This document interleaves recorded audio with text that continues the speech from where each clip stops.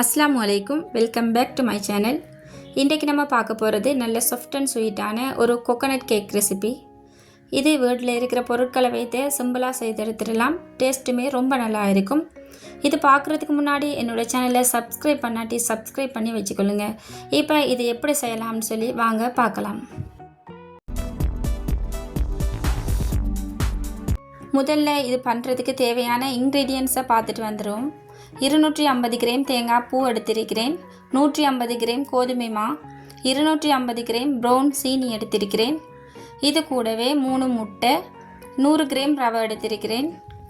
விதை நீக்கிய பேரிச்சம்பழம் 100 கிராம் எடுத்திருக்கிறேன். 50 கிராம் ப்ளம்ஸ், 300 ml தண்ணீர் எடுத்துக்கோங்க. ஏலங்காய் எடுத்துக்கொள்ளுங்க. பேக்கிங் பவுடர் 1 டீஸ்பூன் தேவைப்படும். 1/2 டீஸ்பூன் பேக்கிங் சோடா, கொஞ்சமாக உப்பு, வெனிலா எசன்ஸ் எடுத்துக்கிறேன். நட்ஸ் தேவைண்டா பாவிச்சிக்கலாம். நான் வறுத்த ஹச்சான் எடுத்திருக்கிறேன். இது பண்ணுறதுக்கு தேவையான இன்க்ரீடியன்ட்ஸ் இவ்வளவு தான். இதை வைத்து எப்படி செய்யலாம்னு இப்போ பார்க்கலாம். அடுப்பில் ஒரு பேன் வைத்துக்கொள்கிறேன். இப்போ பேன் நல்லா சூடாகினதுக்கு பிறகு அதில் எடுத்து வைத்திருக்கிற ரவையை சேர்த்துக்கொள்ளலாம். இந்த ரவையை கலர் சேஞ்ச் ஆகிற வரைக்கும் நல்லா வறுத்து எடுக்கணும். இது நல்லா வறுபட்டு வந்தோடனே நல்ல ஒரு வாசம் வரும். இதே மாதிரி நல்லா வறுபட்டு கலர் சேஞ்ச் ஆகினதுக்கு பிறகு இதை ஆற விட்டுறலாம். அதை வெளியே எடுத்ததுக்கு பிறகு அதே பேனில் ஒரு 50 கிராம் சீனியை சேர்த்துக்கொள்கிறேன். இப்போ இதை சீனியை கருக்கி ஒரு கெரமலிங் செய்தெடுப்போம். இப்போ சீனி நல்லா கரைந்து வந்ததுக்கு பிறகு ஒரு கரண்டியால் நல்லா கலக்கி விட்டு இதில் நல்லா சுடு தண்ணி சேர்த்து கலந்தெடுக்க வேண்டும். அதற்காக ஏற்கனவே எடுத்து வைத்திருந்த 300 ml தண்ணியையும் நல்லா கொதிக்க வைத்திருந்தேன். இப்போ நல்லா கொதித்ததுக்கு பிறகு அதில் கொஞ்சம் தண்ணியை இதில் சேர்த்து நல்லா கலந்து விட்டு கொள்ளலாம். இப்போ இந்த சுடு தண்ணியோடு சேர்த்து நம்ம செய்த கெரமலிங் நல்லா கலந்து வரணும். இப்போ இது எல்லாமே நல்லா கலந்ததுக்கு பிறகு ஏற்கனவே எடுத்து வைத்திருக்கிற ப்ரௌன் சீனியோட மிகுதி சீனி எல்லாவற்றையுமே சேர்த்துக்கொள்கிறேன். அதே மாதிரி கொதிக்க வைத்த மிகுதி தண்ணியையுமே சேர்த்துக்கொள்கிறேன். இப்போ எல்லாத்தையுமே நல்லா கலந்து எடுத்துக்கொள்ளலாம். இப்போ இந்த தண்ணியோடு சேர்ந்து இந்த சீனி எல்லாமே நல்லா கலந்து வர மாதிரி நல்லா கரண்டியால் கலக்கி எடுத்துக்கோங்க. இதே மாதிரி நல்லா கலந்து வரணும். இப்போ நல்லா கலந்ததுக்கு பிறகு இதில் ஏலங்காவை நல்லா தட்டி தூள் பண்ணி வைத்திருந்தேன். அதில் 1 டீஸ்பூன் சேர்த்துக்கொள்கிறேன்.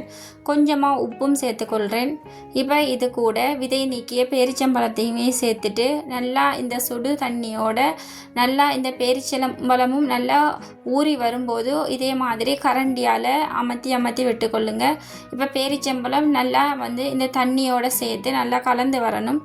இப்போ இதில் எடுத்து வைத்திருக்கிற தேங்காய் பூவையும் இது கூட எடுத்து வைத்திருக்கிற ப்ளம்ஸையும் நட்ஸ் ஏதாவது சேர்த்துக்கோங்க.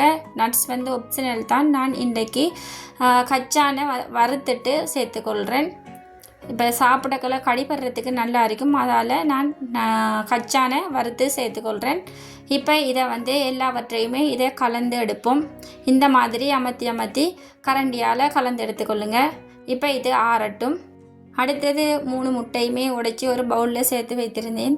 அதில் 1 டீஸ்பூன் எசன்ஸ் சேர்த்துட்டு கரண்டியால் இதே மாதிரி கலந்து விட்டுக்கொள்கிறேன். இப்போ இதை கைகளாலேயே நல்லா கலந்தெடுப்போம். இதுவுமே ஒரு பக்கம் இருக்கட்டும். இப்போ ஒரு பவுலில் ஏற்கனவே செய்து வைத்திருக்கிற கலவையை சேர்த்துக்கொள்கிறேன். இது கூடவே வறுத்த 100 கிராம் ரவையுமே சேர்த்துட்டு நல்லா கலந்தெடுத்துக்கொள்கிறேன். இதே மாதிரி எல்லாமே மிக்ஸ் பண்ணி வர மாதிரி ரவையோட கலந்தெடுத்துக்கோங்க. அடுத்தது ஒரு பெரிய பவுல் எடுத்து கோதுமை மாவை அரைச்சி எடுப்போம். அதுக்கு ஒரு வடியில் கோதுமை மாவை சேர்த்துக்கொள்கிறேன். கூடவே பேக்கிங் பவுடரையும் பேக்கிங் சோடாவையுமே சேர்த்துக்கொள்கிறேன். சேர்த்துட்டு நல்லா அரைச்சி எடுப்போம். இதில் முட்டை கலவையை சேர்த்துக்கொள்கிறேன். இப்போ இது கூட நம்ம எடுத்து வைத்திருக்கிற ரவை மிக்ஸ் கலவையுமே சேர்த்துக்கொள்கிறேன். சேர்த்துட்டு எல்லாவற்றையுமே இதே மாதிரி கலந்து எடுத்துக்கொள்ளுங்க. இந்த மாதிரி மாவோட எல்லாமே சேர்ந்து வர மாதிரி நல்லா கைகளால் கலந்து எடுத்துக்கொள்ளுங்க. இப்போ இதை கலந்து எடுத்ததுக்கு பிறகு நமக்கு இந்த கேக்குக்குரிய பெட்டர் ரெடி ஆகிட்டு, இதற்காக ஏற்கனவே கேக் ட்ரேயில் ஆயில் பேப்பர் போட்டு வைத்திருக்கிறேன். இப்போ இதில் எல்லாவற்றையுமே இதே மாதிரி சேர்த்துட்டு எல்லா பக்கமுமே ஒரே மாதிரி கரண்டியால் சமப்படுத்திட்டு கைகளால் இதே மாதிரி தட்டி ஓவனில் 150 பாகை செல்சியஸுக்கு 30 to 35 நிமிடம் பேக் பண்ணி எடுத்துகிட்டு வந்துட்டேன். இதற்காக ஏற்கனவே 10 நிமிடம் ஓவனை ப்ரீஹீட் பண்ணி வைத்திருந்தேன். இப்போ கேக் நல்லா பேக் ஆகிட்டு இதை வெட்டி காட்டுறேன். நல்ல சாஃப்ட் அண்ட் ஸ்வீட்டாக இருக்கும். இந்த கேக் செய்கிறதுமே ரொம்ப ஈஸி. இப்போ பாருங்கள், நமக்கு தேவையான அளவில் இதை வந்து பீஸ் போட்டு எடுத்துக்கொள்ளலாம். பெருசாக வேணாலும் பெருசாக கட் பண்ணி எடுத்துக்கோங்க. நீங்கள் சாப்பிட்ற அளவுக்கு ஏற்ப இந்த கேக்கை கட் பண்ணி சாப்பிட்டு பாருங்கள். உண்மையிலுமே ரொம்ப டேஸ்டான ரெசிபி, சிம்பிளாக செய்து எடுத்துடலாம். ஆனால் கடையில் கிடைக்கிறத விட நல்ல ஸ்வீட்டாக நம்ம வீட்டில் செய்து எடுக்கலாம். நிறைய நட்ஸ் போட்டால் இன்னுமே நல்லா இருக்கும். இதை நான் பிச்சு காட்டுறேன்னு பாருங்கள். உள்ளே நல்லா சாஃப்டாக இருக்கும், சாப்பிட்றதுக்குமே ரொம்ப ஸ்வீட்டாக இருக்கும். இன்றைக்கி சாஃப்ட் அண்ட் ஸ்வீட்டான எல்லோருமே இலகுவாக வீட்டில் செய்யக்கூடிய ஒரு கோகோனட் கேக் ரெசிபி தான் பார்த்துருந்தோம். இது உங்களுக்குமே பிடிக்கும்னு சொல்லி நானுமே நம்புகிறேன். வீடியோ பிடித்திருந்தால் லைக் பண்ணுங்கள். இந்த முயற்சிக்கான பிரதிபலன் உங்கள் அன்பின் வெளிப்பாடே. சேர்ந்து பயணிப்போம், ஒன்றாக மகிழ்ச்சியாக வாழ. மீண்டும் ஒரு முயற்சியில் முடிந்தால் சந்திப்போம். அதுவரைக்கும் டேக் கேர், பை பாய்.